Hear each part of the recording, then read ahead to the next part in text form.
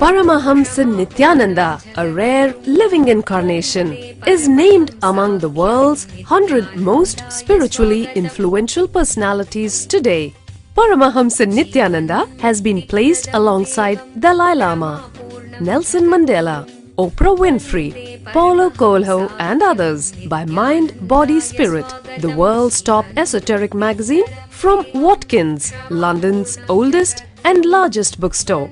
A yogi by birth, he has been expressing his power of enlightenment since birth. He has authored more than 500 books in Tamil and English. Translations of these books are available in 26 languages in Telugu, Kannada, Malayalam, Hindi, Sanskrit, Gujarati, Oriya, Bengali, Marathi, French, Malay, Polish, Portuguese, Italian, German, Danish, Spanish, Russian and Chinese. He is also an exemplary speaker with over 10,000 hours of profound life solutions through his discourses. Social services such as Annadan, free medical care, free educational services with ashrams, schools, temples, hospitals established in more than 140 places around the world, offering exceptional services. A powerful spiritual healer who has healed millions of people of diseases from migraine to cancer.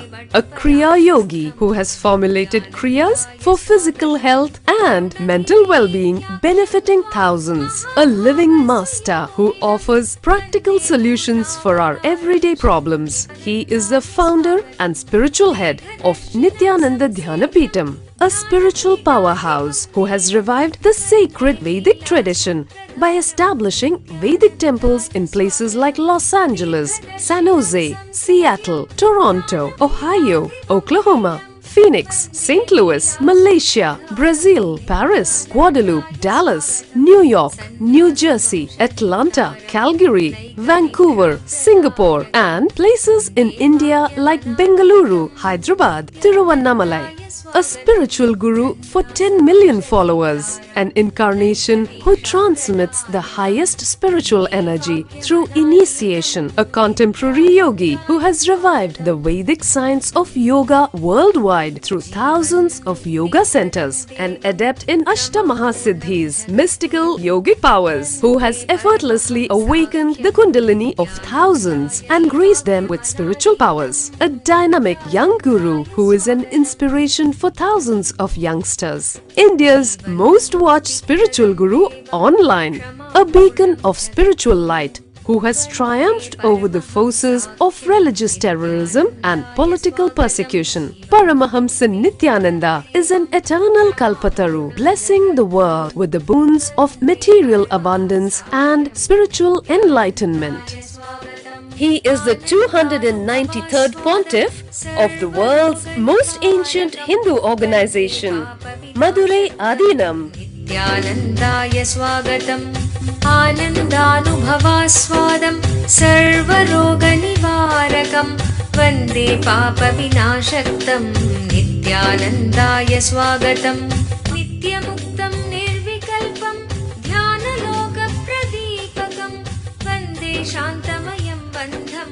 Nityanandaya swagatam, anandagandha sancharam, sarvopadhi vinir.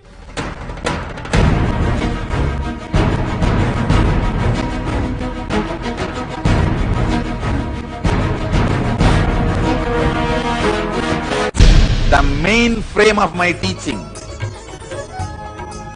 is these three ajapa,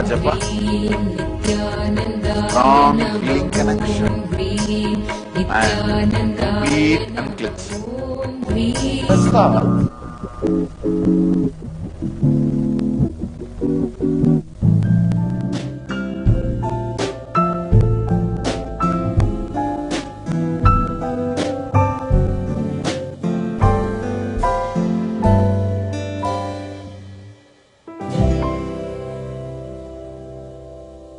Sadashivasamarambam Jnana Sambandhacharya Madhyamam अस्मदाचार्यपर्यन्ताम् वन्दे गुरुपरम्पराम्. The last bliss, the ultimate bliss, the final bliss you experience is that space of being a disciple. I tell you, enjoy in itself, don't miss it. I can say is the last bliss you can experience in the inner journey. After this, no more bliss. I tell you, even enlightenment is beyond bliss. There the idea, bliss, joy, suffering, all that disappears. You get into the different spectrum. Of course, I am not saying it is boring. Enlightenment is not a boring spectrum, but there is no bliss as such what you perceive. Even when I get into samadhi, there is no bliss for me inside. But the way the energy expresses, you feel I am in bliss. But inside, the idea of even bliss does not exist. It is something which can't be described, that's it. Just sitting, simply, and listening. Readiness to listen. Understand, it is not a joke. In billions of people on the planet Earth, blessed are those who have the readiness to listen in their heart. Please understand.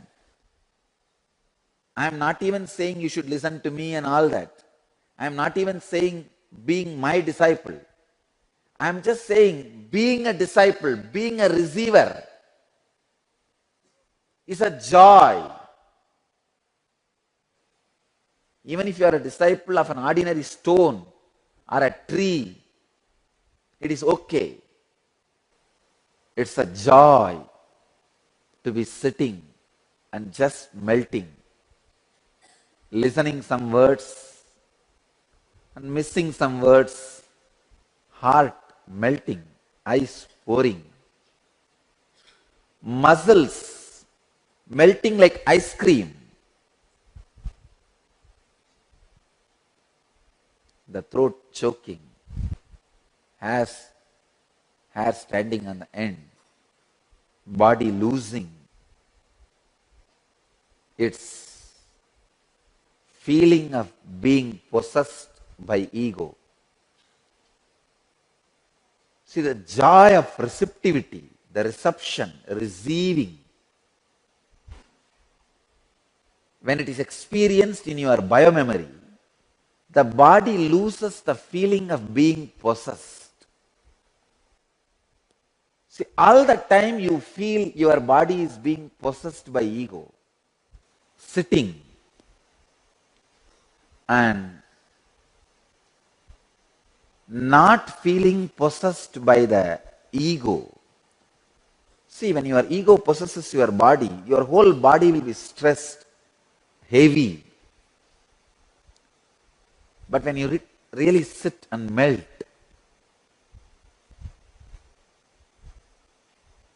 the very idea of you being possessed by ego disappears, dissolves.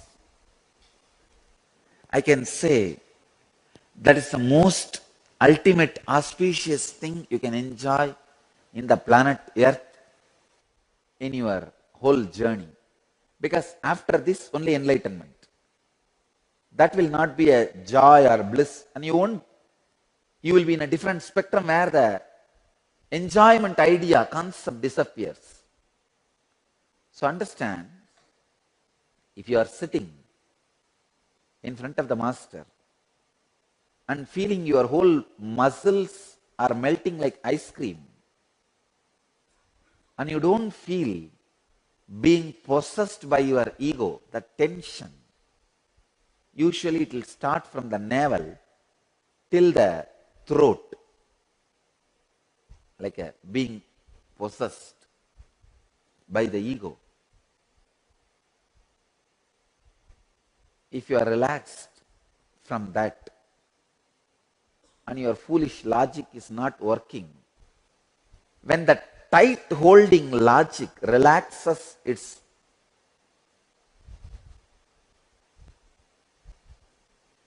declaration of power over your body, see that ego constantly declares its power over your body, its power over you, your muscles. When you sit and melt,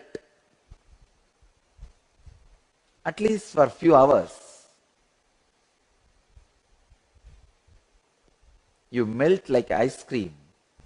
The declaration of the power over your ego relaxes, disappears. I tell you, if you experience that disciplehood, the joy of being receptive,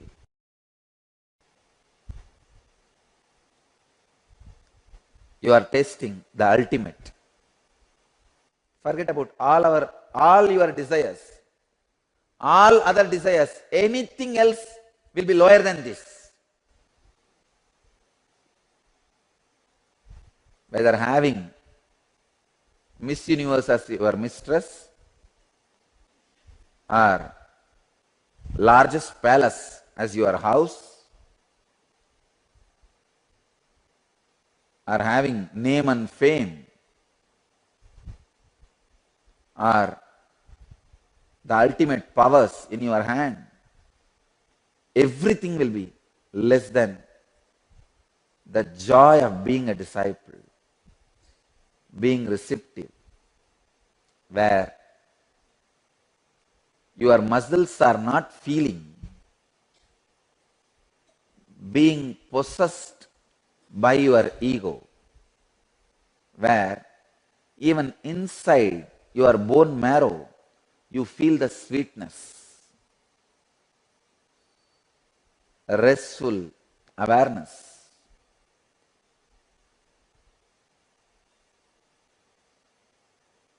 Peace without feeling heavy. Peace without brooding over on some worries. Just being a disciple,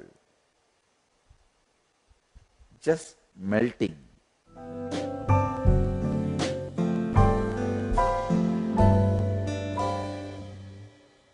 Swamiji, I have a question. Arjuna was in deep depression according to the first chapter of the Gita. But by second chapter, his Sahasrara was completely open, as you mentioned. How did this happen so quickly without any sadhana or tapas on his part? Is there a way for us also to progress so fast? Understand? He was completely open to Krishna. His tremendous trust on Krishna. That was something extraordinary. He just got it back. That's it. Nothing else. He just got it back. For a few moments, he also suffered in depression. But, see, falling is not wrong. Never raising is wrong. Never raising again is wrong. Arjuna fell, no doubt. But he got up. Immediately he got up. Stood up. And he doesn't have ego. What I said is true. No. He is ready. See, courage is nothing but ability to put yourself on right track. Power is nothing but ability to put you on right track. Putting yourself on right track, Arjuna never lost that. Arjuna is really a amazing devotee, disciple, in a way even beloved of Krishna. So he never lost that strong feeling connection. So when he got back, immediately his Sahasrara was open, available. So it's like just because you fall into depression once, the whole thing doesn't get lost. And same way, just because you have so many great qualities, it is not that you don't fall into depression. Just because Arjuna had 100 good qualities, that does not mean he never fell into depression. He fell into depression. Just because he fell into depression, it is not that all good qualities are lost. No. So it was a struggle on the journey. But whatever is said and done, Arjuna has a tremendous punya, merit. His whole life is filled with Krishna Leela. Arjuna was also completely filled with Sri Krishna. There was not much empty space. So I wanted all you guys to understand, just because you fall into depression once, it is not that all the good qualities in you goes away.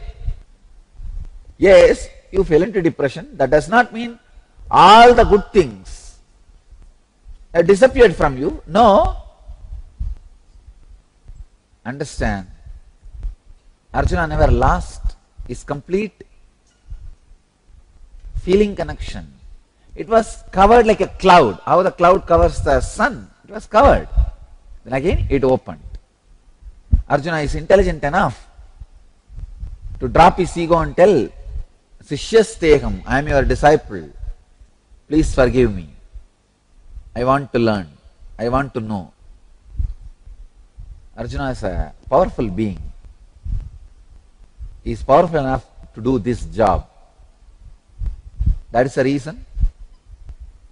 Immediately in second chapter itself, the Sahasrara opened.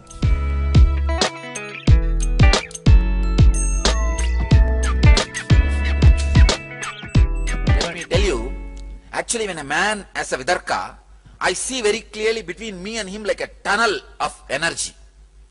When he comes near me, I know that like a tunnel of energy will be there between him and me, like a bridge.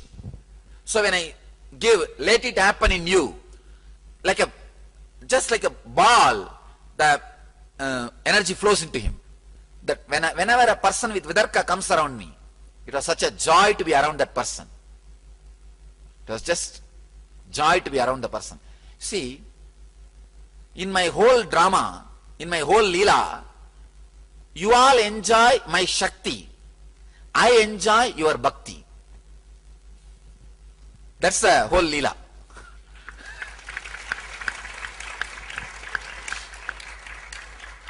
And that's why the whole Leela happens.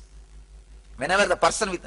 See, Vidarka means having the breadth, broad logic, which accommodates and ready to accept even the things which are not taught to you in the school. Child the Avatar, Paramahamsa Nithyananda answers your questions live during the morning satsang, every day at 7:30 a.m. IST. We invite you to directly talk to Swamiji and receive his blessings for your life to be filled with bliss and all the auspiciousness. Dial the Avatar at 918027279999, extension 129.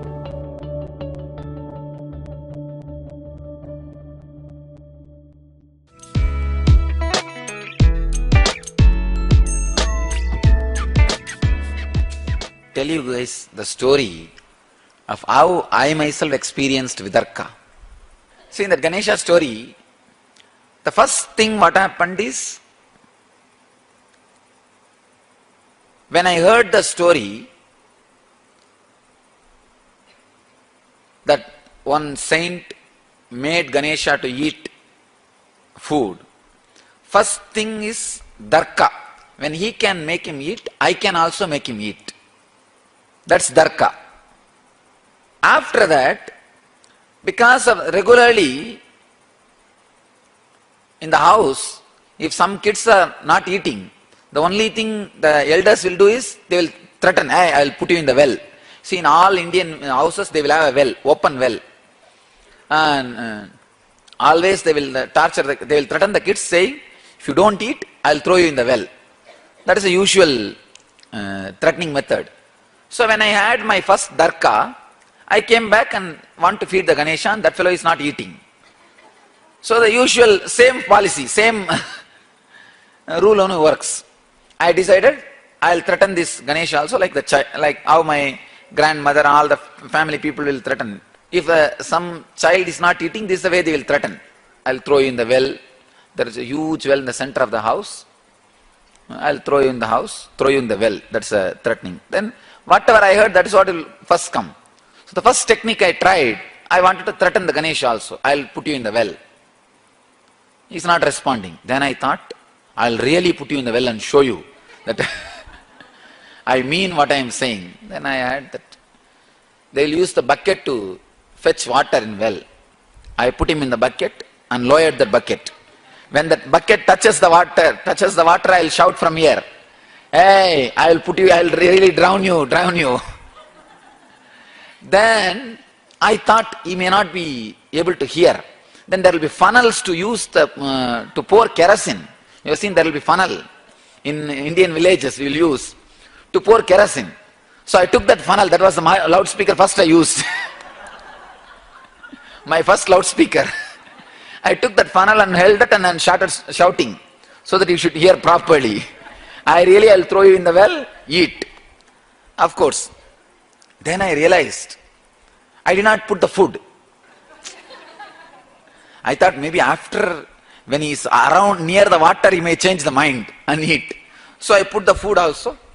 Then put him inside. Again 3-4 times I tried. Nothing worked out. And I really did not feel like throwing him in the well. And finally I took him out and I thought, maybe he is not liking my mother's food. And he is not liking the food. Then I went to the temple and got the same food which they offer in the temple and put that food. And I said, hey, your diet is here. Now eat. And again he did not eat. This is kudarka, understand? This is what is kudarka. I was torturing him. One day suddenly, like a click, it happened. Oh God. Nambi, that saint tortured himself, not Ganesha. In my case, I am torturing Ganesha, not myself. So I should look in, change me, only then he will eat. Not torturing him. That click is what I call vidarka. The right logic, the right tune, not even logic, it's beyond logic. The right understanding, that's an exact translation of the vidarka. Right connection beyond logic. So that clicked. Then I decided, yes, I will not eat till you eat. I sat for around 2.5 days. Finally, after 2.5 days, I can't say I felt giddy. I can say kind of a high state, awareness. I fell into that and lost the external consciousness. I saw in the vision, really Ganesha was eating. In the vision, Ganesha was there and he was eating the food. Then just I woke up and opened the eyes and saw there was no food. The food was missing. And it was very strong experience. People sometimes ask me, who knows whether Ganesha ate or some rat came and ate the food when you are in that mood. See, if Ganesha eats, what prasada he will give for me, what he will do to me. He will naturally give me such a joy, ecstasy and bliss. That has happened. Then I know for sure, because this has happened, Ganesha only ate. The prasada, what he will give, has already happened in me. The strong trust, and that strong vidarka, the strong experience, then I know for sure it is Ganesha who ate the food. Vidarka means feeling connected beyond your logic. Just knowing that it is truth by your experience is anubhuti. Knowing it is truth because somebody whom you really feel connected has experienced is vidarka. See, when you have vidarka, all my experiences become your experience even before you go through the whole process. All of you understand? See, having vidarka is almost like a directly downloading all my products and straight away copywriting in your name. Patenting in your name. That's the vidarka. Vidarka means, see, if you don't have vidarka, every product I patented, you need to pay and take it. You need to work for it and then take it. If you have vidarka, it's like a straight download. When you have vidarka, all the experience, all the components of Jivan Mukti I am living, straight away becomes your life-changing or decision-making points. For example, I do not worry because I know eternal time is in front of me. There is no stress. Even if I leave this body, if I want, I can take one more body and come back and do the work. Eternity is there in front of me. This is my experience. In your case, if you don't have vidarka, you need to go through, do the whole work and get this experience, only then you can be stress-free. By the time you will be in graveyard. Because all the components of enlightenment which I am having, for you to work and take, how much time it will take? It will take too much of time. That is why they say that in the Yoga Sutras and all, 12 years of sadhana is needed for any experience. If you don't have vidarka, 12 years is needed. Because it's almost like a paying and buying a software. With vidarka, just because it is my experience, you know, beyond doubt, I know it is truth. Let me be stress-free. Thousands of things, thousands of amazing decisions, which can be taken only by a Jivan Mukta mental setup, can be taken straight away by you, can be lived. You can enjoy all the great major decisions and the joys which comes out of the decisions of an enlightened mind, even before becoming enlightened, just by the vidarka. All of you understand why the vidarka is so important? See, now every day by teaching, by giving you technical knowledge and process, I can initiate you one by one each components of Jivan Mukti. Understand? I can go on like this, transmit component by component, by technical knowledge, technique and process initiation like this. But by the time all the components are reproduced, all the components are imbibed, so much of time gets wasted. You can start making the decisions just like an enlightened mind by having simple vidarka. See, when you have vidarka, my experience is your experience. So how I make decisions, how I live, how I radiate, straight away you can start doing. That is what I am saying. Vidarka is almost like a free download. Just directly download and you don't even have to struggle. You know, this is what is truth. Then let us make the decision this way. Over. Vidarka makes you live enlightenment without you going through all the process and doing the reinvention. People who do not have vidarka, it's almost like they have to do complete reinvention. See, for example, from the day one, you need to first invent that light, then switch, then cart, then bed, then AC machine, then your car, then your house. You will be in graveyard. If you need to reinvent all these things for your life, if you say, no, I don't believe in anybody, I don't accept anybody, so I am not going to accept what he invented. I am going to reinvent. So I will not bow down to Edison by using his lamp. I will reinvent now. What is going to happen? Nothing. Edison is not going to lose anything. Thomas Alva Edison is not going to lose anything. We will be losing. So vidarka is actually an intelligent game. It is not foolish game. Sometimes the big problem is we think emotional people are fools. No. People who can't have the feeling connection are fools. Because having feeling connection is a different channel. It's like a second channel. Just intellectually analyzing is the first channel. You understand? That any fool can do. See, criticizing and constantly analyzing, any fool can do. That you don't need intelligence. But that feeling connection happens only for intelligent people. That's the second channel. So vitarka reduces lot of your suffering, reduces lot of your struggle, straight away makes lot of things easy for you. The vitarka is not blind faith. One more thing, understand? It's not blind faith. It's not blind faith. Just beyond logic, you know. Yes, it's right. It's right. It's right. It sounds good. It sounds right. It sounds true. Sometimes you will feel exactly what you always wanted to tell but did not know the right word to tell, I am telling. That is what is the vitarka feeling. Hey, I always wanted to tell this, but I did not know the right word, he told. That is the vitarka. Vitarka does the job of using all the benefits of all components of Jivan Mukti without going through all those processes and wasting too much of time. So if you want, see, there are some people who are very adamant, I will make and I will earn and I will live.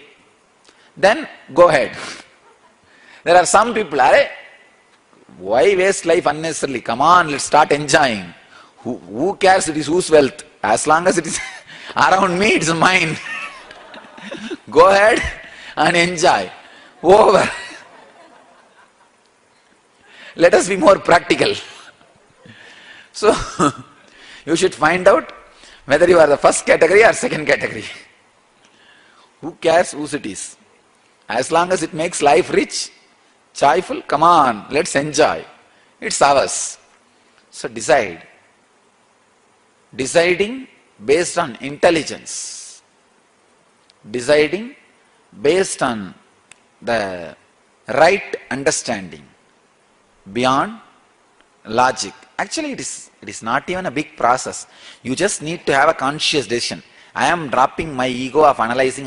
What do you know, first of all, which is right and wrong? First of all, your logic which is telling you right and wrong is cheating you. You don't know. But you go on, no. You don't know me. I don't accept anything so easily. Ramakrishna says very nicely, this crow thinks he is very intelligent and goes around and shouts at everybody, finally comes and eats filth. Now crow thinks he is very intelligent guy. And this fellow will go around and complain about everything, everybody, criticize, finally he comes back and he's a village guy, not polished. And that's why the truth is straight. Ramakrishna, that's what as he says, many times you trust the logic which tells everybody else is a cheat, and finally only that logic cheats you. It can doubt everybody else, but not you, not itself. So it's like keeping a security so that he will protect you from everybody. Finally that fellow kills you. That fellow kills you. That is the way many times we get caught with our own pseudo-logic. Solid logic is like a polishing. It is just polishing continuously. Polishing. What will happen when you polish the knife again and again polishing? What will happen? So it will become sharp. That the actual logic by its own very existence, see, the darka by its very existence will sharpen itself continuously. So naturally it has to become vitarka. Unless you interfere and make it as kudarka, it will simply become vitarka. I tell you, even these 3-4 days, if you guys just sit with darka, simple logic, without kudarka, without negativity, anger, it will grow to vitarka. It will just grow to vitarka. Because by logic by its own logic constantly sharpens itself. Sharpened logic is always vitarka. Sharpened logic leads you to vitarka. So, vitarka takes away many sufferings, many unnecessary practices which are not needed for everybody. Many components of the Jivan Mukti can be transmitted directly into you just through the Vidarka, without even going through all the dramas and all the things necessary for the experience. Even if you feel you don't have Vidarka and you want Vidarka, just create a strong prayer. You will see that the Darka breaks and evolves into Vidarka. It leads to Vidarka. But consciously you need to decide, yes, Vidarka is right and I want that. It has to happen in me. These decisions you need to make. A strong arrogance. I know so many things. I have seen so many things. I know so many gurus. I know so many things. Something kind of are stuck with the self-moral ideas. See, you constantly project to people, I can't be bent so easily. So that you take that as a pride. And now you wanted to say that, now slowly you tell that to yourself and cheat yourself. Hey, I don't bend. Now if you want to bend, your own half part will tell, hey, you are not the guy to bend. Why are you bending? Then live with that fellow, that's all. That's like having wife inside you. So just make this decision that Vidarka is right and I wanted to have, it should happen. That's all. Vidarka is the right word.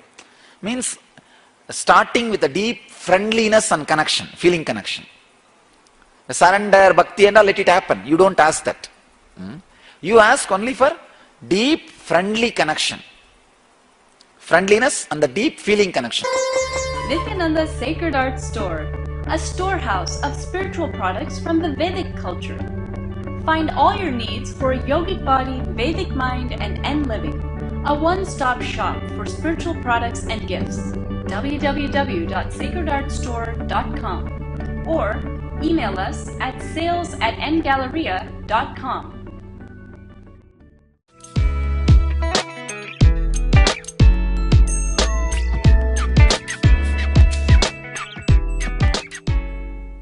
So understand the first truth, having thoughts is not thinking. The second truth, mind is not a thing, it is an action. When you understand these two, the third truth, which is expressed in this sutra, can be understood. He says, the other kind of samadhi, the mental function of clutching with the thought ceases, and only the samskaras that do not cause any disturbance in the inner space remain. This is the third ultimate truth. Please understand. The unclutching happens. The initiation into unclutching. See, when the initiation into unclutching, first time when you unclutch, that experience only, Patanjali calls it as asampranyada samadhi. The first unclutching experience. Beautifully in Ramakrishna's life it happened. Let me describe how Ramakrishna moved from sampranyada samadhi to asampranyada samadhi. And if time permits, I'll explain my own experience. Then you will understand how I moved from sampranyada samadhi to asampranyada samadhi.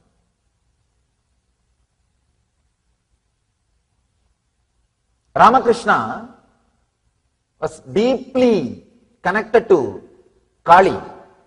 The form of the Kali had all kinds of experience with the Kali's murti, with the deity of the Kali. And it was just, even when you read, I don't know how it would have been to see. It was a romance. It was a pure romance. He was living with the deity, with the Devi. Very powerful connection. He used to keep the small thread near her nose just to check whether she is really breathing. And he says she always used to breathe. And he always saw that thread waving. The thread will be moving with that air, with the prana, with that breathing. Not only this, so many things. Can give you one example of him putting the conch bangle. The bangles made out of conch, if you are from Bengal, you can understand. They will make bangles out of conch. And the Devi is holding the left hand, the head, the severed head of the demon, without breaking the deity, without damaging the deity or the conch or the bangle. He put the bangle for the deity. And the other people asked, how it happened? How can you put it? This bangle cannot go into the hand, because she is holding the sira, the head of the demon. He says, no, I just told her, drop it. She gave it in my hand and I put the bangle. I told her again, please hold it, and she is holding. That's all. The power over the matter, the mind over the matter, the power of his mind over the matter. He was connected to Kali that deeply. He was living in Samprajñāta Samadhi. He was constantly living in Samprajñāta Samadhi.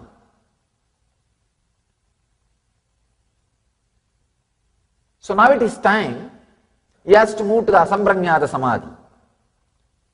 And one great monk, Totapuri, he came to the Kali temple.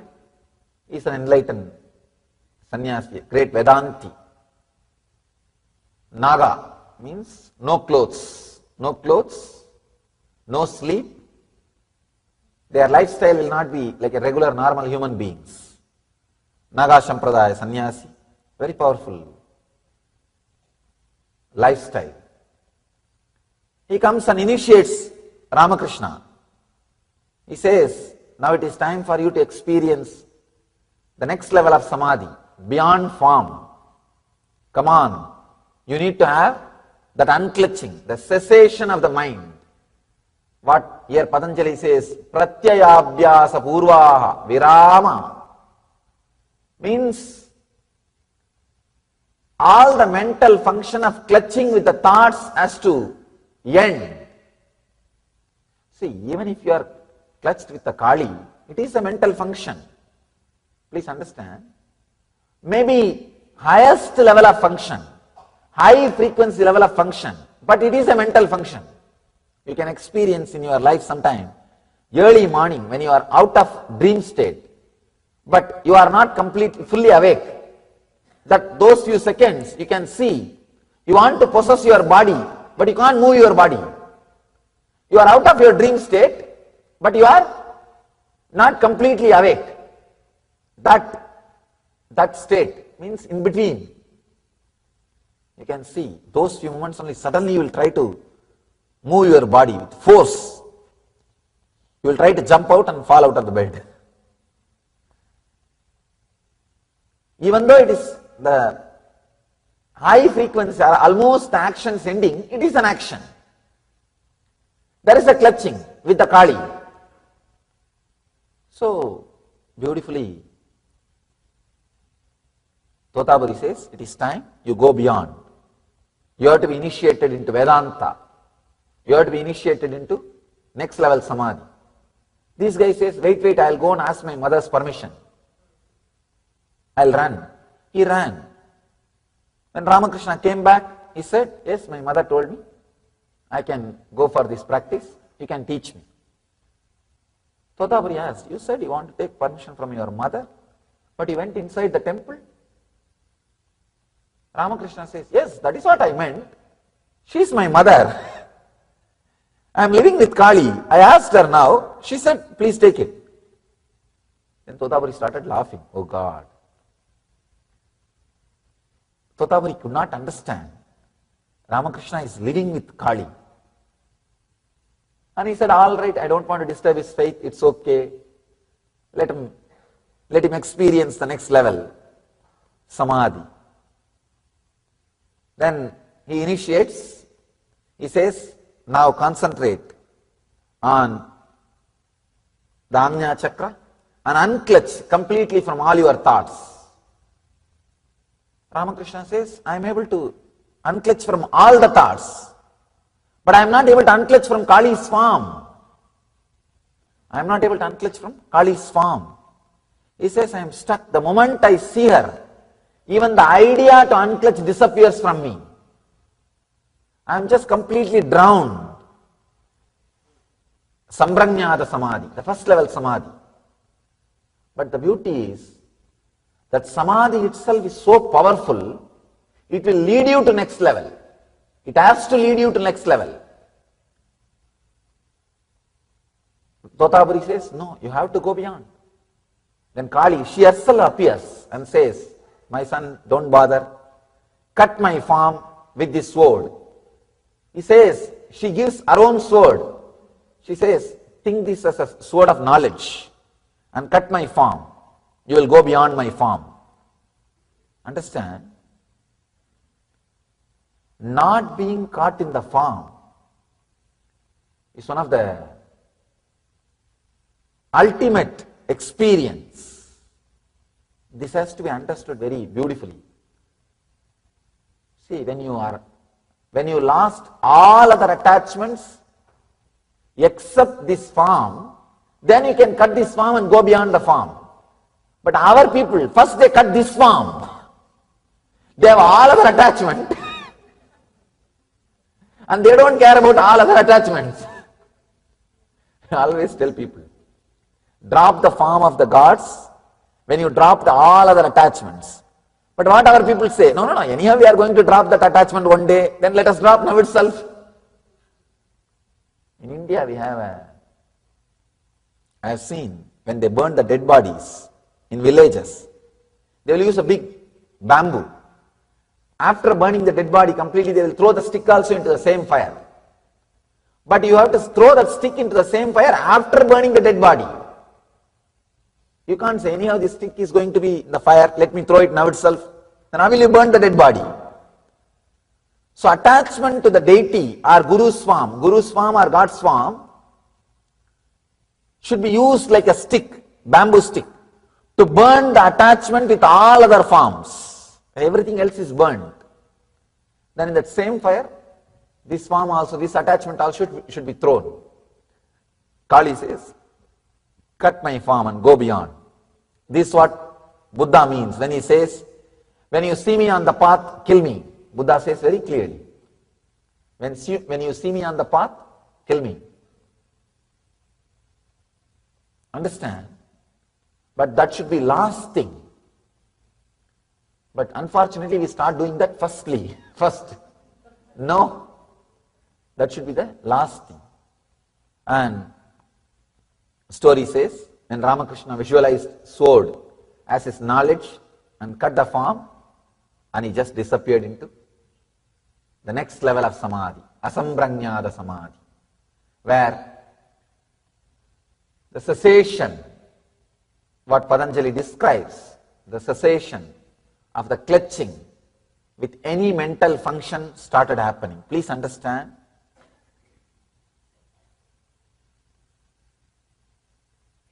The mental function of clutching with the thought ceases. It just ceased. It just disappeared. The first experience of unclutching, has happened to Ramakrishna when he went beyond the Kali's form.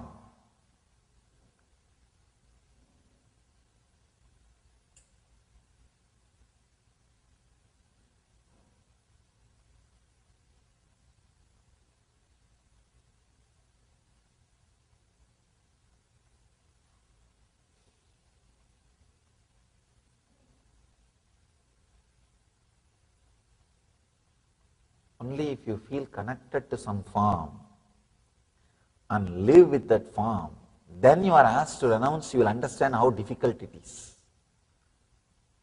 You may not be able to relate with what I am saying. You may be thinking, oh, what is there, Kali? And after all, for enlightenment, everything, let's cut and throw it away and go beyond. No, it does not happen when you start feeling connected. You are feeling connected, living with it, but you are able to go beyond. And the story says he entered into next level samadhi, asambranyada samadhi. Let me describe my own experience of asambranyada samadhi. I'll open it up as it happened. Maybe you will be able to understand what I mean by the word asambranyada samadhi, or what Patanjali means by the word asambranyada samadhi. Even talking about samadhi, listening about samadhi, contemplating about samadhi is such a powerful experience. Please understand, sometimes that need, urge for the goal, suddenly they open up some path. Open up some path. Actually, when you have that, when you are possessed by the goal, whatever you do will become path. If I see the history of many enlightened saints, there are 63 Saiva saints, Nayanmars in South India. If I see their life, they were just, every day morning they will pluck flowers and make garland and put it on the Shivalinga. That's all. The path itself did not seem too big, but that they are possessed by the goal. Shraddha vivecha. As I was telling yesterday, that Nachiketa's statement, Nachiketa's experience, Shraddha vivecha. When you are possessed by Shraddha, whatever you do becomes path. Some of you might have heard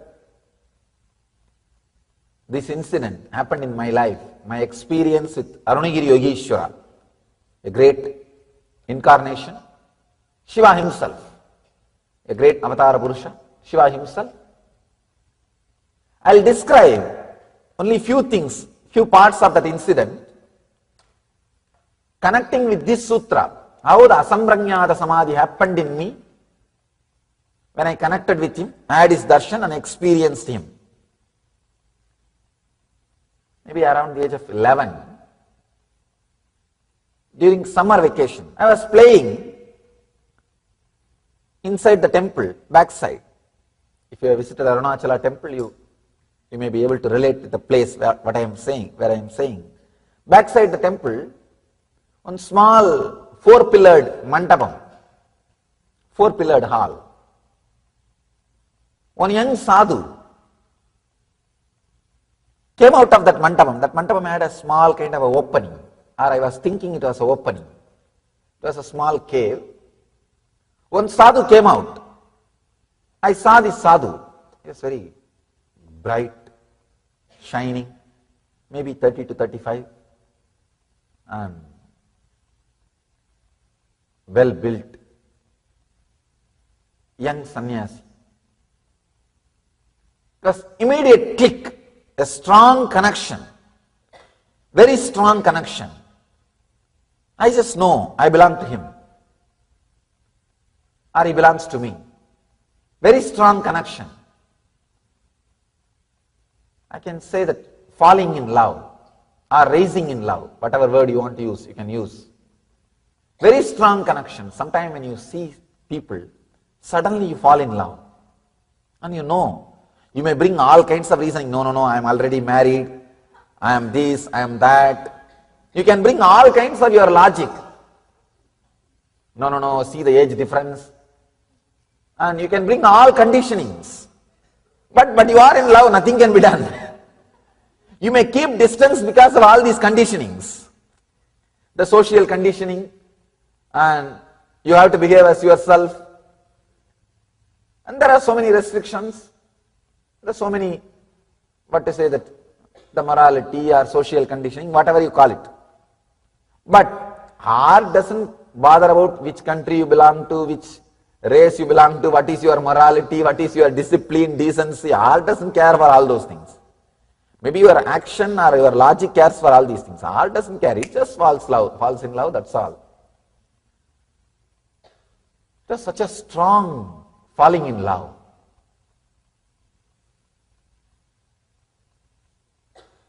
Every day I'll come and sit there with him. Morning till evening, he'll be talking, sitting. Sometimes I wonder what I used to talk. If I recall, there was nothing much, just sitting and chatting only. And you don't know why you are sitting together, but sitting together was such a pleasant, joyful experience. I was sitting together. It's like spending time together. He was also very happy with me. And he will eat whatever I bring. He will bring some fruits or something for me to eat. He will be talking, some experiences, these, that. I can say that Mundaka Upanishad, I did not complete that story. That story says that when the small bird, like this, traveling this way, this way, this way, this way, suddenly it really had a bitter experience, one strong bitter experience. It decides no more eating fruits. It just shuts its mouth. Without opening its mouth, it just travels towards the bigger bird. When it goes near the bigger bird, nearer and nearer, suddenly it realizes it is losing its individuality. It is losing its individuality. After a few minutes, it feels it is just a shadow of that bird. Actually, when you are really deeply in love with somebody, you can experience, when you touch that body, you won't feel it is a two person. You just know it is your own extension. Your extension is in that body. You are just extension of your extension is that body. That small bird feels its very extension is that big bird, golden bird. After a few minutes he feels it is not even his own extension. That bird's extension is he. And after a few seconds he feels there is no extension, he is just a shadow. After a few seconds, there is not even a shadow, only that golden bird exists. It was only illusion that I was an individual. The different levels of feeling connection. In Vaishnava tradition, they explain Salokya Mukti, Samibhya Mukti, Sarubhya Mukti, Sayujya Mukti, the four states of liberation. Please understand, four states of liberation. In Vaishnava tradition they explain. First, when the bird feels, I am connected to him, I belong to him, it is Salokya Mukti, living in his loka, living in his frequency. When he feels, no, he is my very extension, it is Samibhya Mukti, the liberation which happens just by his nearness. When he says, when the bird experiences, no, I am his very form, I am his very form, I am his very form, I am just his shadow, I am not an individual identity, then it's called Sarubhya Mukti, his own form, Sarubhya Mukti. When the small bird realizes, I never existed, it's only he who was existing, it was just an illusion that I existed, it is called Sayujya Mukti. I can say it was a strong feeling connection, just like how that bird felt, very own extension. I felt with that sadhu, that my very own extension. It was almost like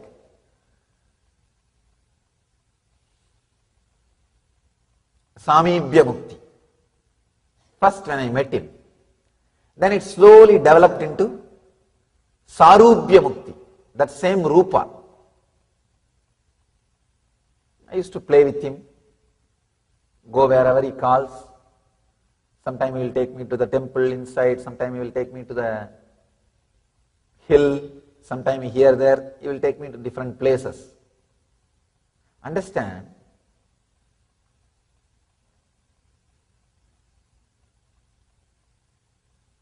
It was such a strong feeling connection. What Ramakrishna experienced with Kali, that Sambranyada Samadhi, I have started experiencing that. Even when I am not physically around him, even when I go back to the house, late night I will go back to the house because they will close the temple. By the time they close the temple, they will vacate everybody. They will vacate everybody. And when I go back to the house also, I will be sitting in the house and waiting when it will become again morning 4 o'clock, so that I can rush to the temple to see him. Pratyaksha Pada Puja. Offer your gratitude to the lotus feet of Paramahamsa Nithyananda. Pratyaksha Pada Puja is a rare opportunity in a lifetime to express your surrender and gratitude directly at the feet of the Master, daily at 7 a.m. IST. You can register for e-Pada Puja online. You can receive individual darshan and blessings after the puja. You can send your blessings requests to ntv@nityananda.org or call 91-974-22-03311. Make the best use of this rare opportunity to be in the space of the living enlightened Master.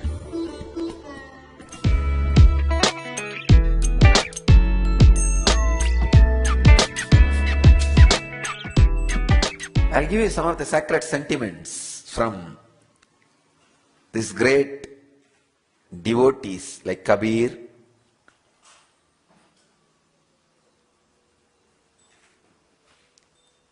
and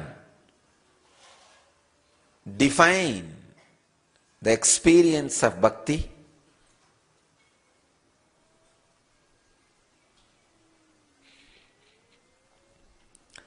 very beautifully. Bhakti is described by Kabir. The bhakti winds in a delicate way. On this path, there is no asking and no not asking. The ego simply disappears. The moment you touch him, the joy of looking for him is so immense that you just dive in and coast around like a fish in water. If anyone needs a head, the lover leaps up to offer his. Yesterday, one of our Maharishi was asking, what's the difference between the non-suffering and vyakulata, yearning? Kabir gives answer for this, that question. See, yesterday I was describing, base of bhakti is non-suffering. She was asking, how can we differentiate the non-suffering and vyakulata, yearning? Please understand, in yearning, vyakulata, you will never have hatred towards the master or God. In suffering, you will have demands, and when the demands are not met, you will have a deep hatred, pain, you can't forgive him. Not only that, even if he meets your demands, you will feel, oh, I am bound by him. I have to be independent of him. You will have a hatred to him. I have seen people, if I don't meet their need, they have hatred for me. If I say it's okay, all right, I will do what you want, even then, no, I am dependent on you. I don't want you to do that. Again, they have the hatred. Understand the difference between the non-suffering and vyakulata. With vyakulata, you will always melt you. With suffering, you will try to melt the other person, try to change the other person. So non-suffering is different, vyakulata is different. Please understand. In vyakulata, there will never be any hatred. Yearning, there will never be any hatred. But in suffering, you will start hating the other person, the pain. You will start abusing, blaming the other person.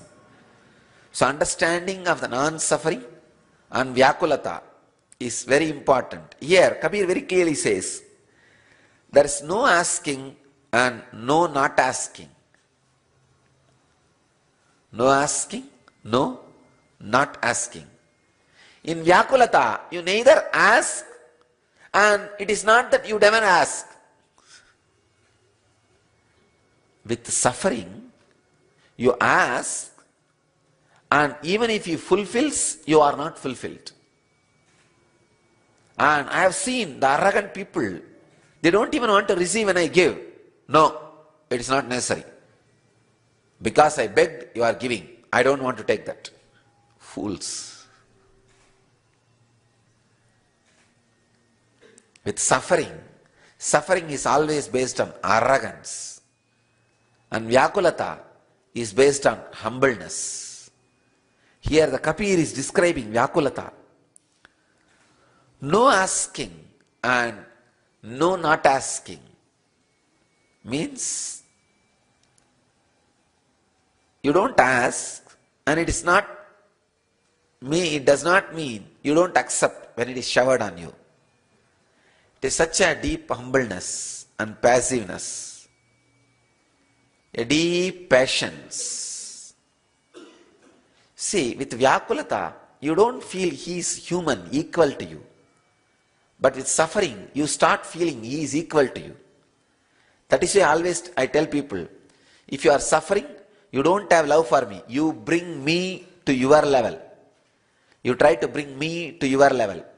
Your arrogance, you try to raise, you try to think you are equivalent to me, and you bring me to your level. With Vyakulata, you always know he is ultimate. And you just only try to disappear into me. Try to dissolve into the Master or God. The bhakti path winds in a delicate way. On this path, there is no asking and no not asking. Because when you are in love with the Master, when you are in love with the God, when you are in love, not just for Him, you are ready to sacrifice for anyone. You feel everything is worthy of sacrifice. The extreme love, the extreme sacred sentiment, touching Guru's feet. Touching Guru's feet also.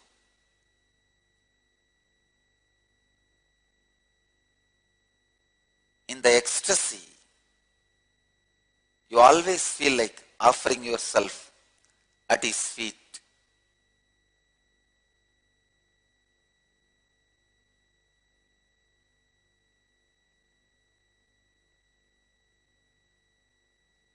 There is no logical reason for why Guru Puja is done, why people touch Guru's feet.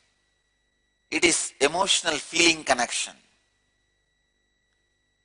For some people, it looks like, why should I do it? For some people, it is life. They can't live without it. I know, for millions of my disciples, morning satsang is much more important than eating food. This is bliss dose. Morning sitting in the Pada Puja, or the morning satsang is a powerful bliss dose, life. It is life itself.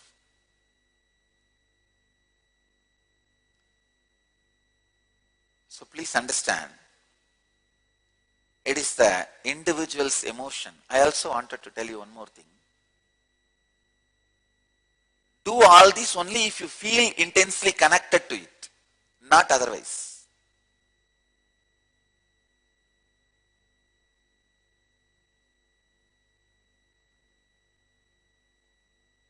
It should not be done as a ritual.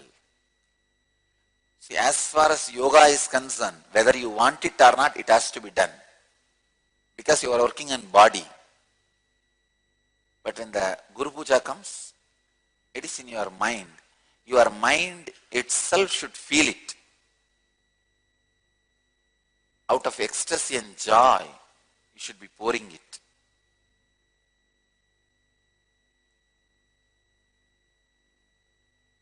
So there is no logical reason. What is the reason we do pujas at Guru's feet? Why do people want to touch the Guru's feet? There is no logical reason.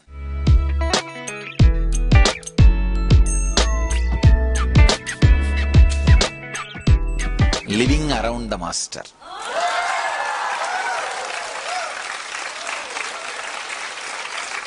Oh God.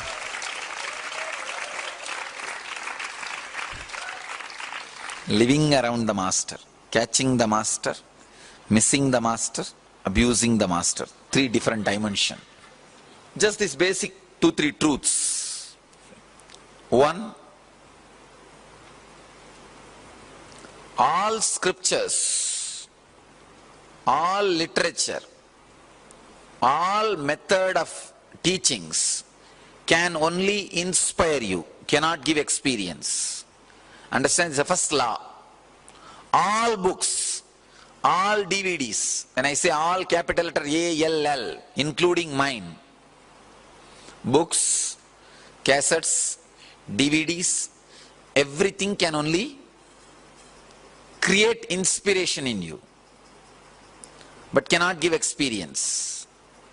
Experience can be transmitted. It's like, you see, experience is like a lamp. Only from a burning lamp light you can pick up, catch. Only from a lamp you can light a lamp. Only from a lamp you can light a lamp. Same way, the Jivan Mukti is transmitted only from a living body to living body. Living body to living body. If that body has to catch Jivan Mukti, it has to catch from a same material source which is living enlightenment. Please understand, I am describing very clearly the need of the master.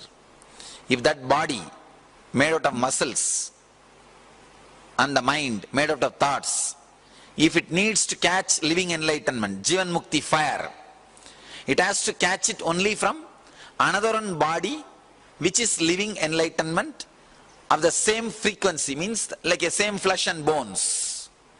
Only from that you can catch. Be very clear, Mahavatar Baba cannot give you living enlightenment. Please understand, I am making a very strong statement, but truth. He cannot give you Jivan Mukti. He can only give you inspiration, experience, some glimpse. But if he wants to give Jivan Mukti, he has to guide you to a person who is in the physical body. In the physical body. Ramakrishna, or Ramana Maharshi, or Mahavatar Baba, or Osho, or J. Krishnamurti, anybody. They are all still in the cosmic plane. Why, you know? With whoever they committed when they are in the physical body. For example, if you are there, if you were when Ramakrishna was there, and you had directly connection with him, and he blessed you, he passed away, still you are here, then he will be there to take care of you.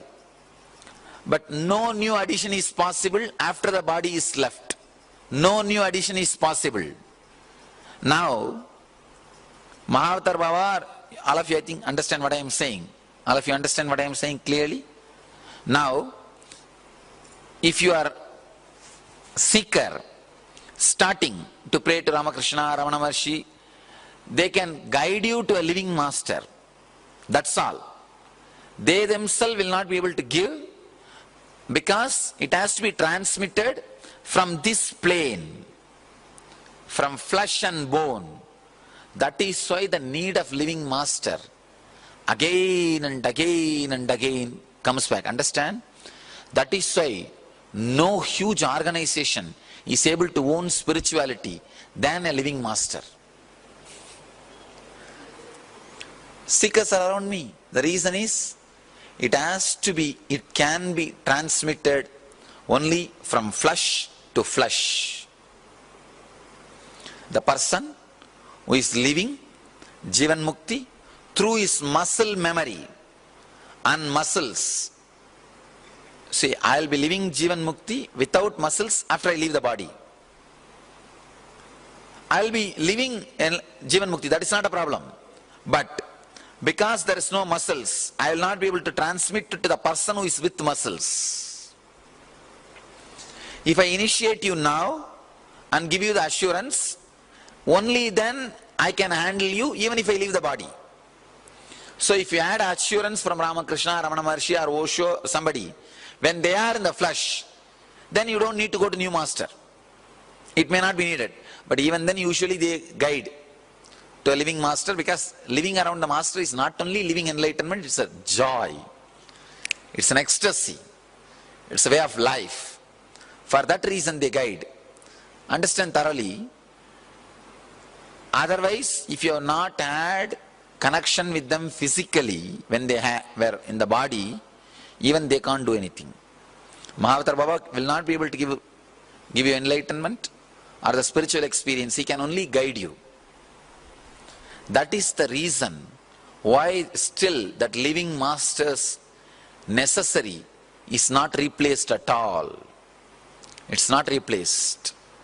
Still, the necessity for living master is there when the whole thing started by Shiva millions of years ago.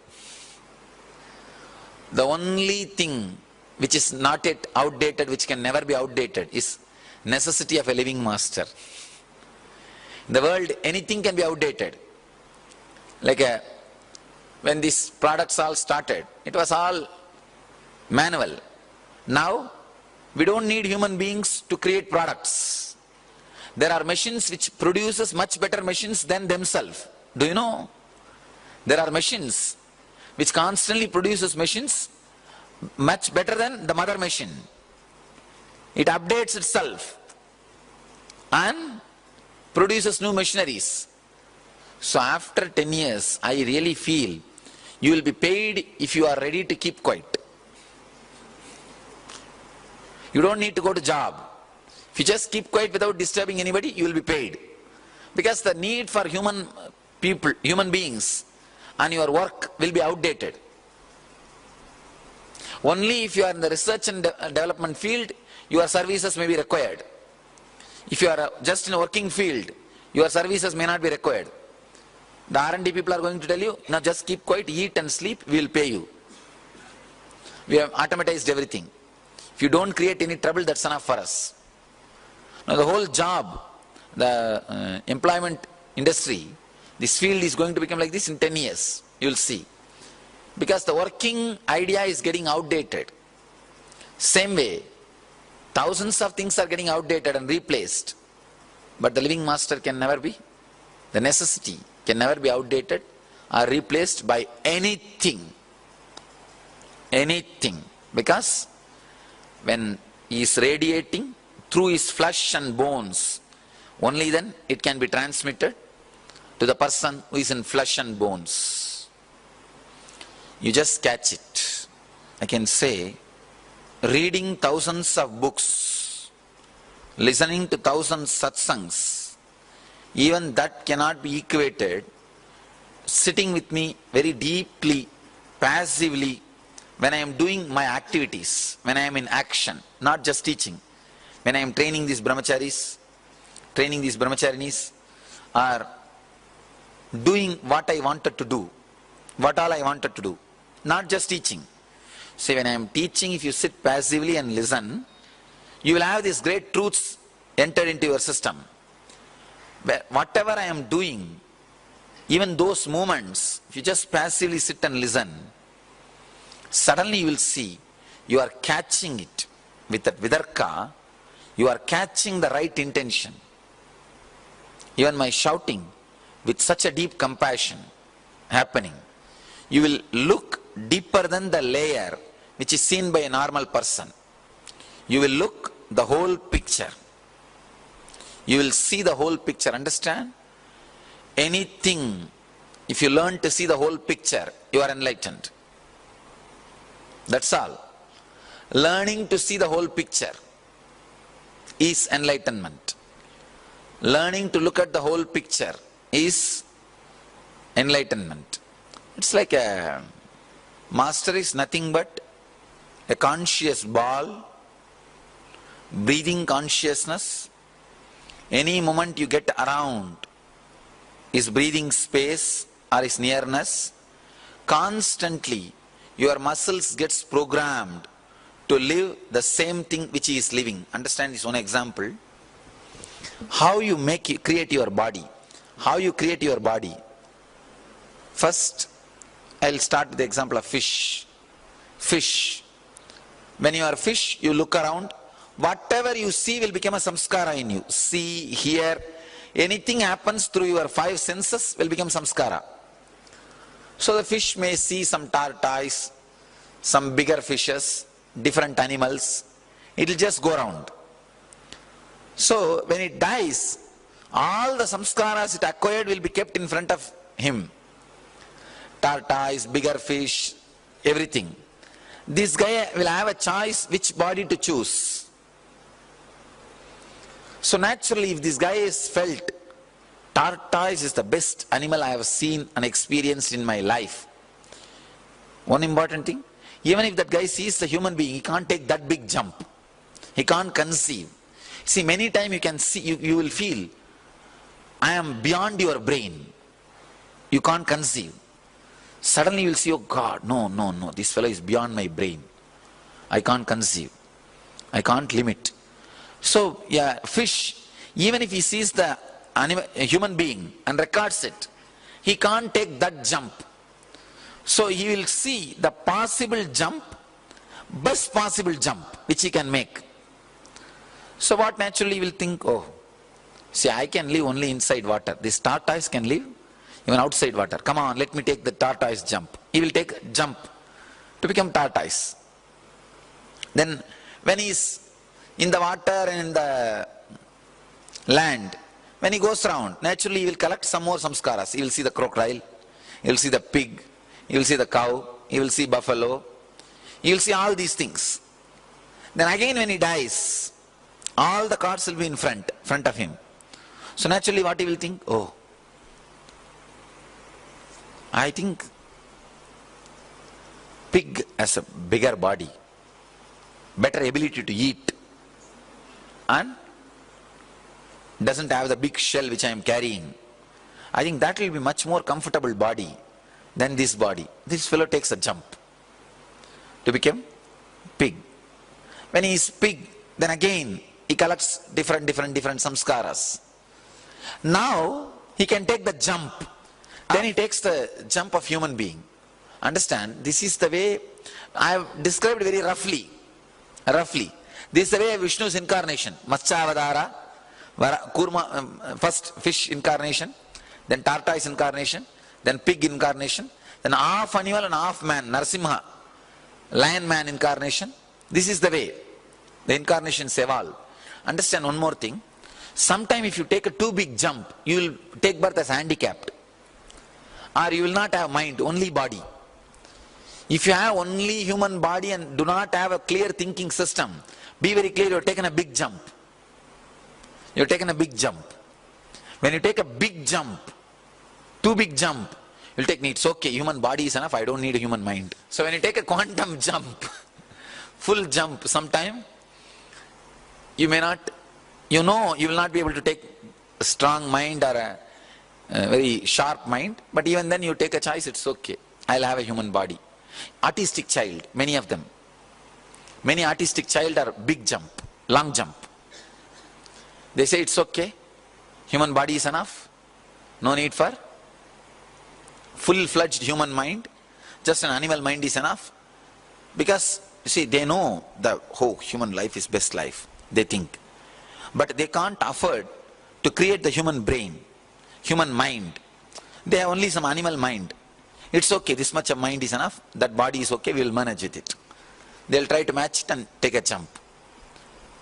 Anyhow, understand this theory. So what this means, whatever you see gets recorded into your system, and next time you take the jump towards that. Now, enlightened being, Avatara Purusha, is the better, bigger, ultimate species than a human being. So naturally when you see him, when you are around him, when you feel connected, that memory gets recorded in you. That's why I tell you, I can be sure 100%, either this will be your last Janma, or if you want to take birth, you can have only one more Janma, that's all. Not more than that. Not more than that. Because when you take the one more Janma, that time itself, because the cards will be spread in front of you, I will be also one more card, master card. I'll also be one more card. See, before you get your Visa card, there will be MasterCard. So naturally, which one you will pick up? Because that will be very shining and bright. These 3 months, if you are given a choice to create a life on your own, you will simply reproduce my life. You may not wear this cloth, that is different. But what I am saying, the inner space. In your life, the best inner space you have seen is me only. You know it. You know it. Sometimes you may not be able to connect through proper relationship, like you may not be able to think that you should live around me permanently or this, that and all is second, that and all social. But I am the ultimate space which you wanted to create in you, as a no doubt. So naturally, which one you will pick up? You will pick up the MasterCard only. That is why I am saying, either this is the last Janma for you. When you leave the body, you will decide, come on, let's relax, and you will relax. If you decide at all, rarely, no, come on, let me take one more body, then the options will be, so many cards will be put in front of in your table. The MasterCard will be naturally very bright, shining. Simply you will pick up this card only. So naturally you will land as an Avatara Purusha. You will land as a Jivan Mukta in the body. So no question of having one more birth. So this is a last or only one more maximum. Understand? Living around the master, your muscles catches this memory. One more thing, even if you don't meditate or don't live enlightenment after this session, after this LBE, your muscles will not forget me. Your intellect can forget me, try, but your muscles cannot forget me. When the muscles get heated up, you see, during the death it will get heated up because of the pain. Because of the pain it will be boiled. The moment it gets boiled, I'll open up. The moment it gets boiled, first thing will open up is me. Means the memory about me in you. The experience of me in you. That is the reason the tradition, Vedic tradition, insists so much on living around the master. Nitya Kriya, restoring Hatha Yoga to the world. A series of healing yogic processes revealed by Paramahamsa Nithyananda to care and cure for diseases and disorders. Practice Nitya Kriya and awaken your Kundalini energy. To find out more, visit www.nityananda.org/nitya-kriyas.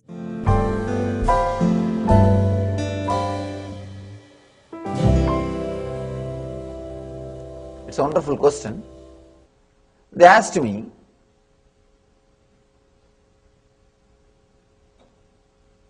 when I said that when you are in love with somebody, you experience the other person as God,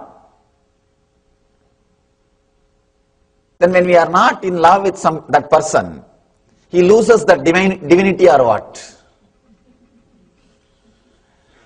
Understand? Nobody loses the divinity. You lose the ability to recognize the divinity. Yesterday I made an important statement.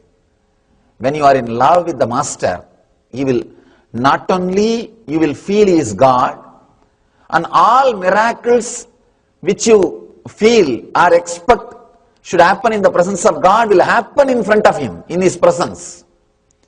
You will see all those things happening. But when that love is lost, when you don't have that love, you won't see those miracles happening in his presence. You may be the same person and he will be the same person, but those miracles will not be happening. Somebody asked me, why? Then the master loses enlightenment or what? No. He doesn't lose. You lose the ability to recognize or connect with that enlightenment. When people ask me, are you God? I tell them it depends on you. It depends on you. I am constantly available, open. If you want to connect with me as a teacher, you can connect with me and carry the knowledge. If you want to connect with me in the level of master, you can have initiation. See, only master can initiate, teacher can't initiate. Teacher can teach, master can initiate. If you connect with me at the level of God or divine ultimate energy, you will carry the experience itself, not just initiation. How much your inner space is made available for me, that's all. See, if you relate just intellectually, you will carry the knowledge. If you relate with a little bit of emotion, little bit of love, you will carry the initiation. Means whatever I can't express through words also will go into you. Like the whole software will be sent, transmitted.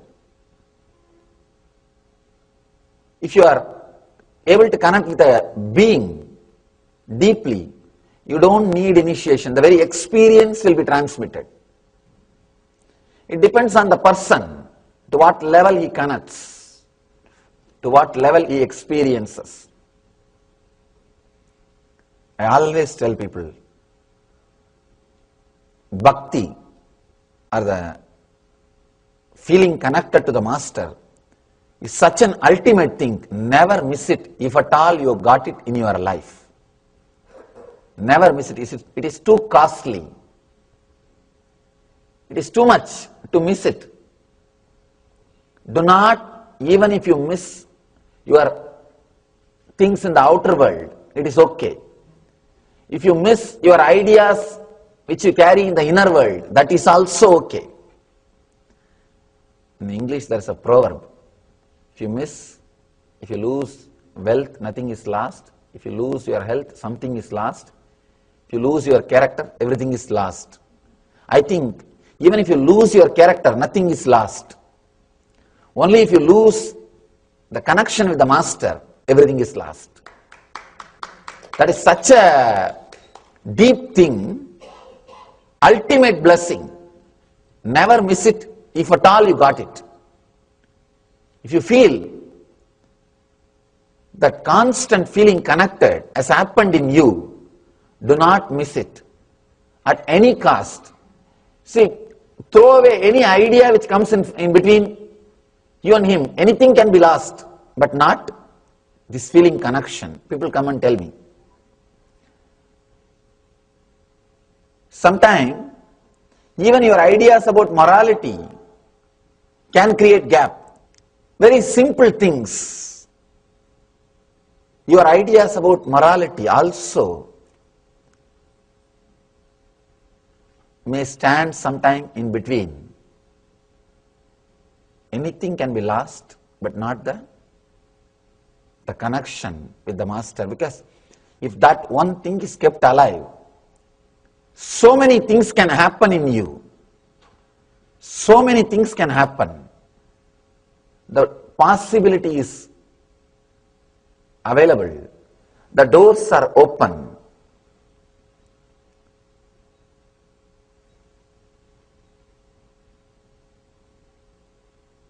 The bridge is not burnt. Still the bridge is alive. With the feeling connected, if that is taken away, whatever you may try, nothing is going to work. I always tell people, by begging $1, you will never become a billionaire. Have you seen anybody becoming billionaire just by begging $1? No. Same way, there is nobody who achieved enlightenment by meditating every day. Begging $1 is like meditating every day 10 minutes. And what will you achieve? Only a master writes will. The enlightenment is achieved. That is why so much of emphasis is put on the master's presence and the Guru Kripa in our traditions. Even though few people exploited those concepts, sitting in the chair, sitting in the seat without becoming enlightened, those concepts can't be rejected because that has helped too many people. Understand? Only one Ramakrishna became enlightened using that Kali Murti, 3 feet Kali Murti. And we spent crores of rupee creating the temple and maintaining the temple. But I always tell people, it is worthy. Your 1000 temple is worthy of one Ramakrishna. If there is a possibility for one Ramakrishna, means build thousands of temples. Nothing wrong. In India, that is why constantly every street will have a temple. Temples are getting erected, getting installed. Because even if one Ramakrishna happens, it's a big blessing. One Ramakrishna is worthy of 200 Kali temples. Nothing wrong.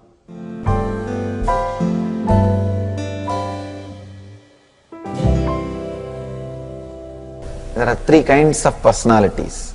One who can intellectually connect, but will take a lot of time to emotionally feel connected.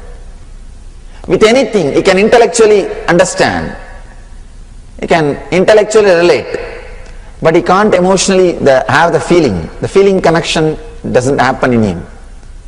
Other kinds of second variety, they can connect emotionally immediately. They will straight away have that feeling connection. One sight, love at the sight. They can have that strong feeling connection, but very difficult to intellectually analyze and understand. Intellectually they will be a little dull. The more energy will be through the heart. This is the second kind of people. The third, very balanced. The intellect and emotion, both will be parallel lines in them. They will be very straight. They can connect intellectually and experience emotionally. They are called being level people. Ultimate thing a man can have, feeling connected to a living master. Anything can be sacrificed for that, but for no reason that should be sacrificed. Anything can be sacrificed to have that feeling connection with the master, but for no reason that feeling connection should be sacrificed. I've seen, I always tell people, actually, I'm an uncompromising master. I don't compromise. Any decision I take or any stand I take, I don't compromise. There is only one spot where you can bend me. That is, when you send me a feel that if I stand on my own stand, the feeling connection may last. Then I slowly bend, all right, it's okay. I bend. Otherwise, nothing else can bend me. Nothing, people here around me, they know. Nothing can bend me. For nothing I bend or compromise or alter my decision. Only when I see that poor guy may lose the feeling connection, then I bend. If you want to bend the masters, this is the only thing you can bend. You can't use anything else. This is the only point where you can blackmail them. If you send a feel, if you are standing like that, I think I am going to lose the connection with you. I am not going to feel connected anymore. Then they come down, all right, what to do? Nityananda Radio Podcast, life solutions on the go, with enlightening and entertaining segments each week in the form of breakthrough talks, meditation techniques, interviews, and more. Nityananda-radio.podomatic.com.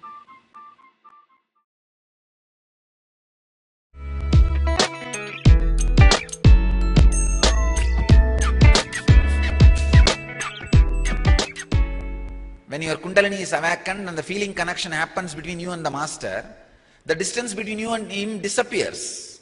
I am sitting here, people are sitting around the world, somewhere here and there, thousands of miles away. See the effect of the presence.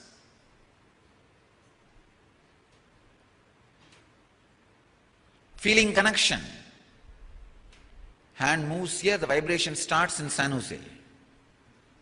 How many miles distance?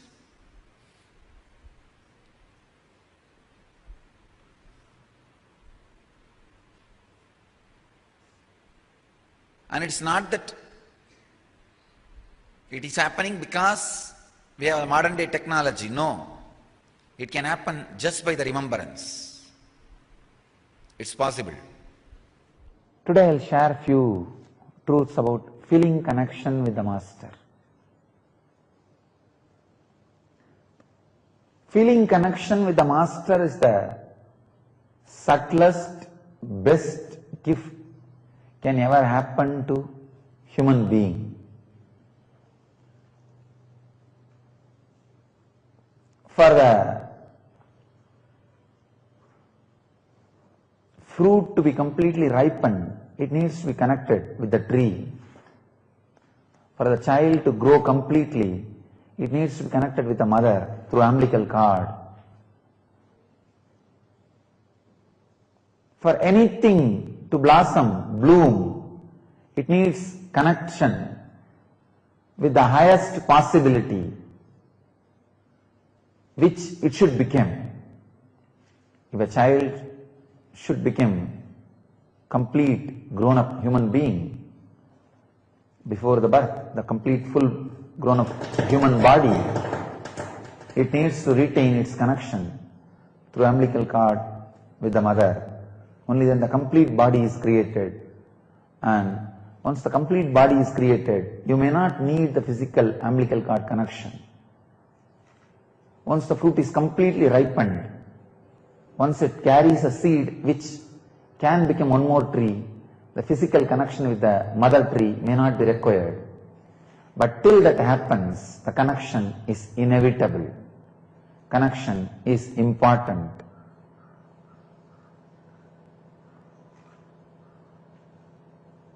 Vidka, the feeling connection with the Master, one of the ultimate gift happens to human body who has grown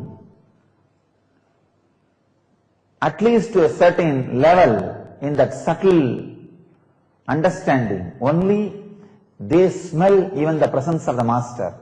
Only they have the courage to enter into the great feeling connection, because feeling connection with Master will just make you as an enlightened being. Lot of things with which your ignorance survives, lot of things with which your mind thrives, lot of things on which your suffering is built will be taken away from you. The problem is ignorance is such, it will constantly try to retain itself and it will try to have a hold over you, constantly trying its best to move you out of the Master, feeling connection with the Master in all possible ways. The worst Maya, Mara, devil is losing the feeling connection with the Master. What Buddhism calls as Mara, what Christianity calls as devil, what Hinduism calls as Maya, all this is nothing but losing connection with the Master. So devils do its job by making you constantly lose the connection with the living Master. Ramakrishna says very beautifully, whenever somebody abuses your Master in front of you, Ramakrishna, such a great incarnation, who always radiated compassion, even when people tortured him physically, he was radiating compassion. He was showering love and compassion. Such a highly evolved Tyagi, even when he was asked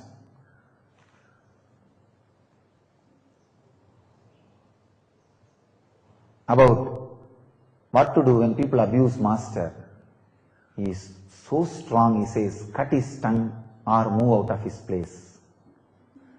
I tell you, no need to go for cutting the tongue of the people who abuse the Master, but move out of that place. Do not allow the devil to work on you. Do not allow the Mara to work on you. Do not be carried away by the illusion which really appears as solid, almost reality, but almost not reality. And sometimes Ramakrishna takes a very strong stand. Somebody asks him, parents and family is important, or my spiritual seeking and enlightenment is important. He says, for the sake of God and enlightenment, you can sacrifice the family and parents. If the parents come on the way for your enlightenment, if family comes on the way to your enlightenment, dump it. Go for enlightenment. It's very strange. Person like Ramakrishna taking this kind of strong stance, but there are few places masters take a strong, uncompromising stand. I tell you, losing the feeling connection with master is too strong. Lose, too big miss. Let it not happen to you in your life. Even the people who cherish enmity and abuse master, I tell you very clearly, even many parts of their own organ, many molecules in their own system will not accept it, will not accept what they are doing, will not tolerate what they are doing. They will all be resisting. They will all carry the sacred, great, amazing, joyful, intense memory of the time and experience they had around master. The sweetness still remains fresh, alive inside. But these guys, maybe out of ignorance or arrogance or some other vested interests, go on suppressing those beautiful great memories. Just to suppress those great beautiful memories, suppress the voice of that organs, suppress the voice of that molecules, they raise their voice louder and louder in abusing master. Just they want to avoid that part, suppress it, put it in unconscious.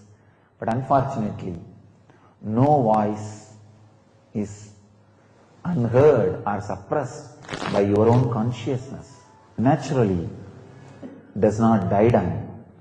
So that molecules which are suppressed, that organs whose voices are not heard, naturally protest, start non-cooperation movement. That's what I call physical and mental diseases. I tell you two things.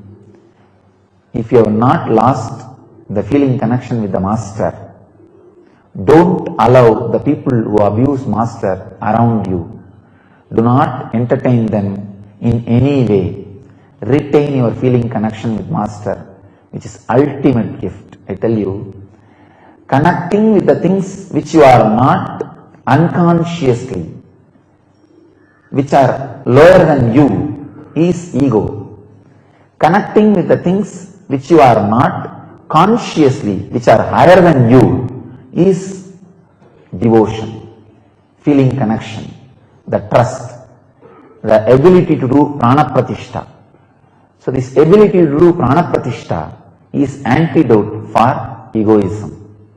So understand, if you are not lost the feeling connection with master, don't lose. It's a precious gift, too precious gift, almost like a lamp, small lamp kept in your heart. Don't allow the cyclone of sensationalism to put it off. Keep it alive, very sacred, very precious.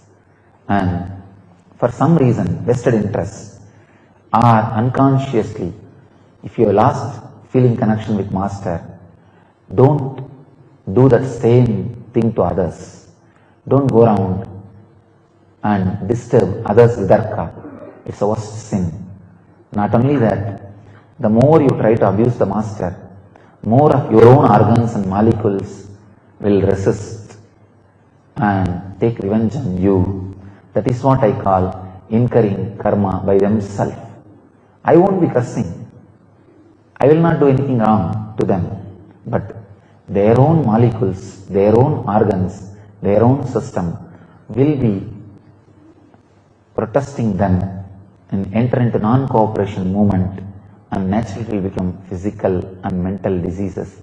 Finally, not just ordinary physical death, falling into the worst unconsciousness means the lower level of existence, which is a too big punishment for the casual, time-passing entertainment which these guys are doing.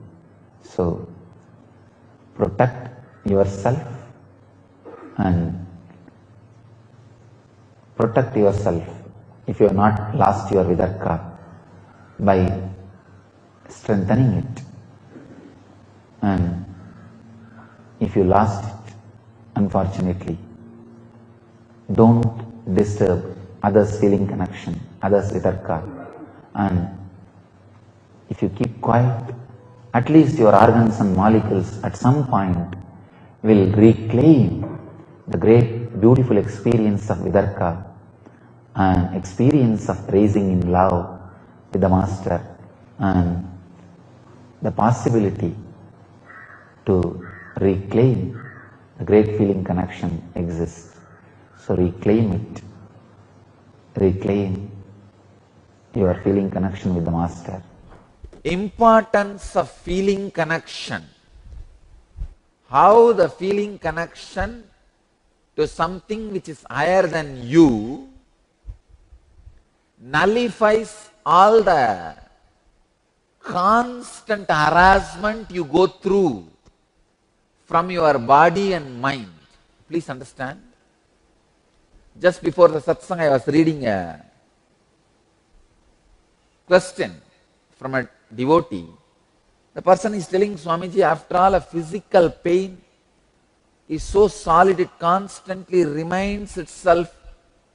It's so strong. How to unclutch from it? It constantly reminds itself to us. Understand? There are problems which may not be solved by unclutching, will be solved by feeling connection. That is why I always warn you, people with whom you feel connected, you should be very careful. If you are friendly with a person depressed, I tell you, knowingly or unknowingly, that person will vomit the depression on you. If somebody is depressed, boycott that person. No, I am giving you as a spiritual instruction. Don't ever think you will show and shower your compassion on that person, shower your love on that person, get that person out of depression. Try, you will only become dirty and come back. You are not that strong. If you are that strong, then you don't even need to talk to the person. Your presence will get that person out of depression. No, I am telling you really, because a lot of this effort of getting the other person out of depression goes on all over. I wanted all of you to know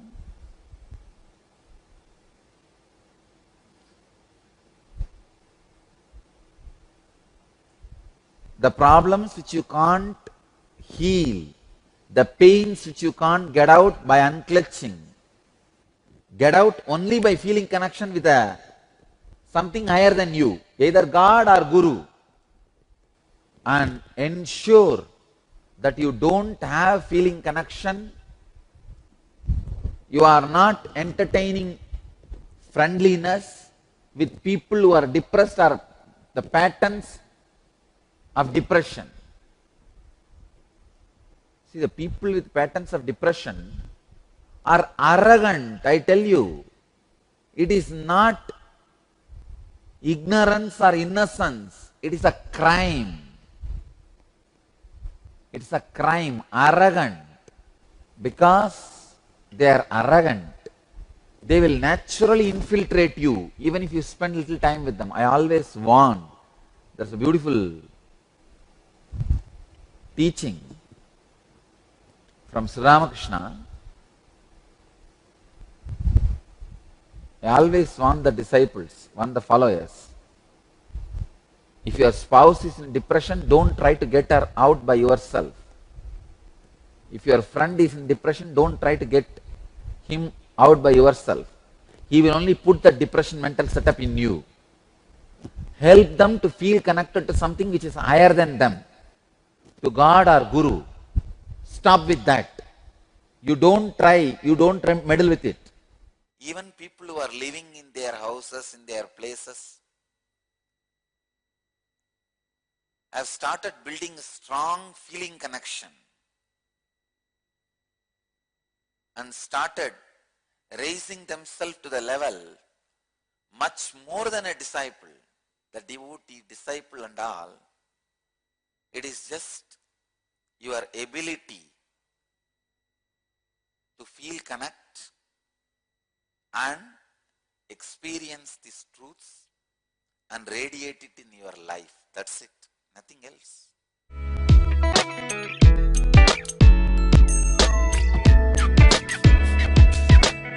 A living practicing healer.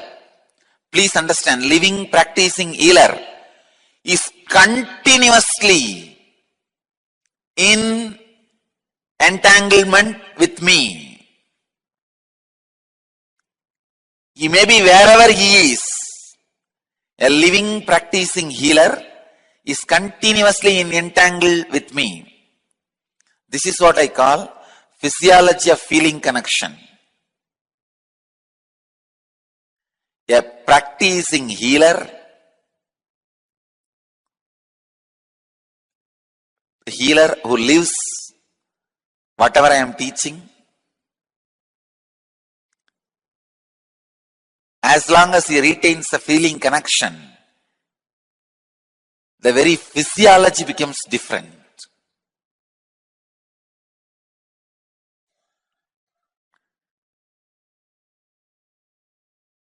Entanglement means two persons falling in tune with same thought. Entrainment means two persons falling in tune with the same idea. Enlightenment means two persons uniting beyond ideas.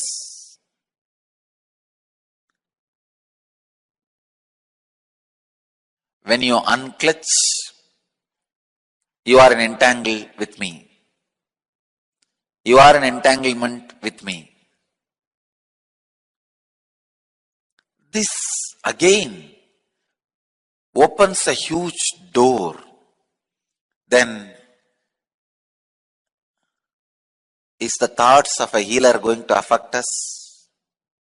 I say yes. That is why I am telling you, go to a person only who is thoughtless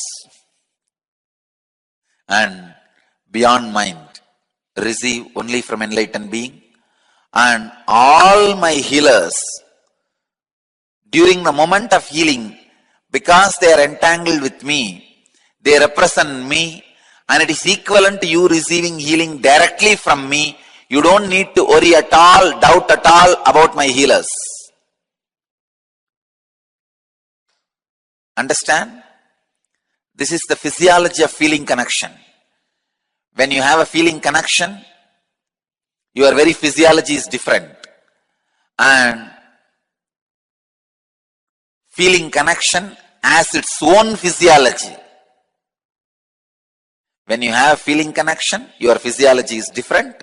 Feeling connection itself has its own physiology.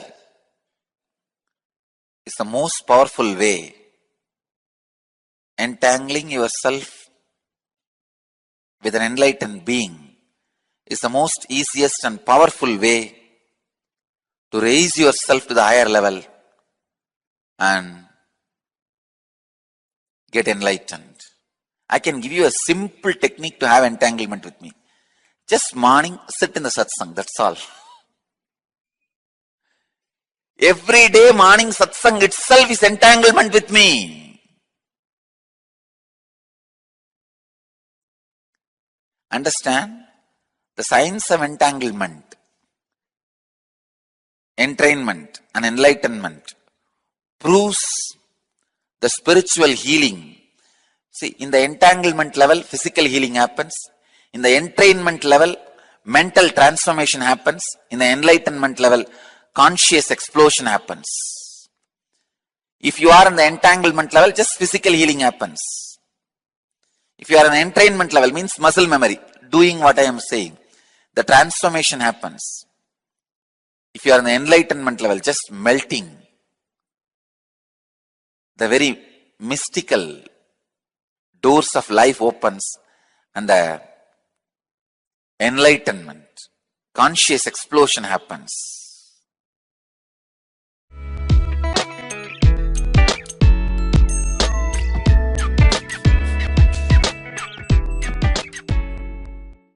In the morning satsang, the more important thing is feeling connection. When you sit and listen, you see, when you sit and listen, so many things will be clear to you that beyond my words, something else is happening. Something else is being done. So please understand that something else is satsang. Satsang is not pravachan. In Sanskrit we have two words. Pravachana is discourse. Satsang is sitting with the truth. Every morning I am asking you to sit in satsang, to sit with me with a deep feeling connection, not just to listen to the words. The words are immaterial. Whether you listen or not is not a problem at all. Satsang is the main thing. Sitting with the truth is the main thing.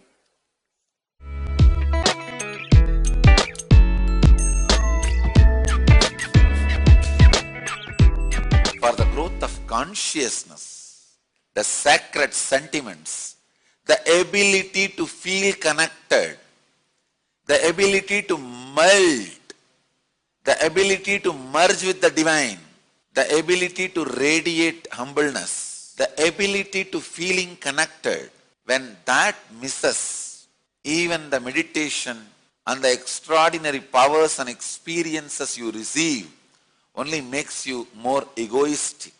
It only makes you more egocentric, more arrogant, more abusive.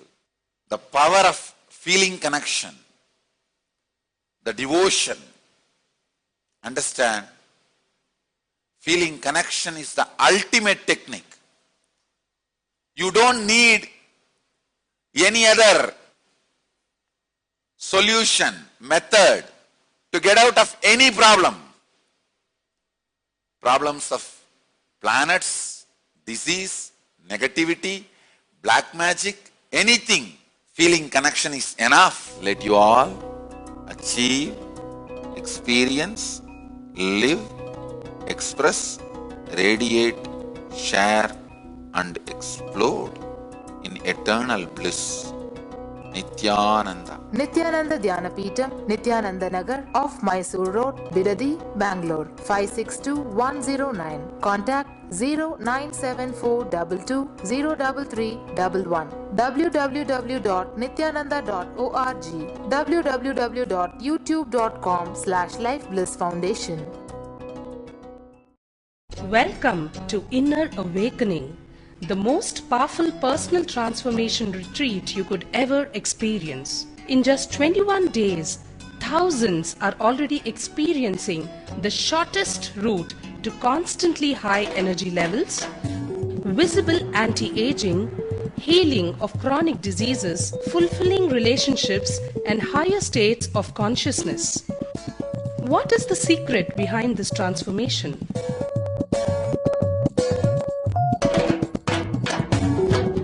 Kundalini means the inner potential energy. Once it is awakened, opens the different doors for the conscious experience in you. I can say which is a master key for all extraordinary spiritual experiences.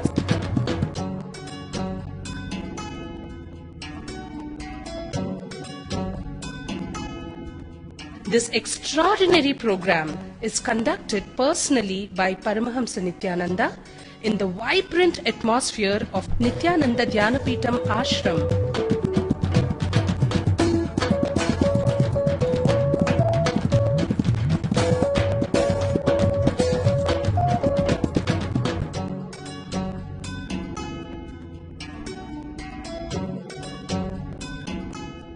Open yourself to the benefits of Nitya Yoga and practical meditation.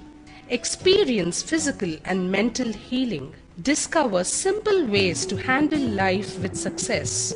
Above all, enjoy individual darshan and blessings from Paramahamsa Nithyananda every day. Take 21 days for yourself and carry home the transformation of a lifetime.